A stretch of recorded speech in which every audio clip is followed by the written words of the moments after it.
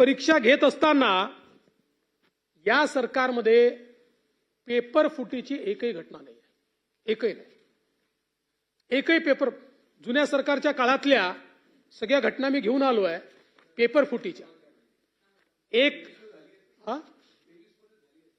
नाही आहे. ऐका ऐका, पूर्ण ऐकून घ्या, मी सांगतो.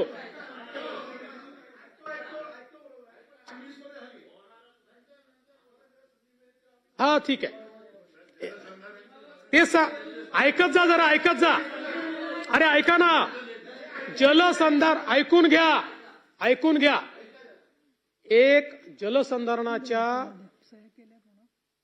भरतीमध्ये एक विद्यार्थी सापडला ज्या विद्यार्थ्याच्या ऍडमिट कार्डवर त्या ठिकाणी काही नंबर टाकले होते आणि त्यामुळे ती परीक्षा आपण रद्द केली, पेपर फुटला असं समजून. पण ज्यावेळी त्याचं डिटेल्ड अॅनालिसिस केलं त्यावेळी जर पेपर फुटला असता तर त्याचे 100 पैकी 100 बरोबर असायला पाहिजे होते. त्याचे 48 बरोबर निघाले आणि 52 चुकीचे निघाले. तरी देखील ती परीक्षा आपण रद्द केली, त्याच्यावर आपण एफआयआर केला. याच्या व्यतिरिक्त पेपर फुटीचा एकही एफआयआर नाही. एफआयआर कशाचे झाले आहेत? एफआयआर झाले नाही तसं मी म्हणत नाही. तुम्ही पेपरच्या बातम्यांवर जाऊ नका वंजारी साहेब. मी अधिकृत सांगतो, आणि नसेल तर माझ्यावर हक्कभंग आणा, अडचण नाही आहे. मी हक्कभंग आणा. मी आपल्याला सांगतो, या व्यतिरिक्त 47 घटना घडल्या आहेत. पण त्या कशा घडल्या आहेत?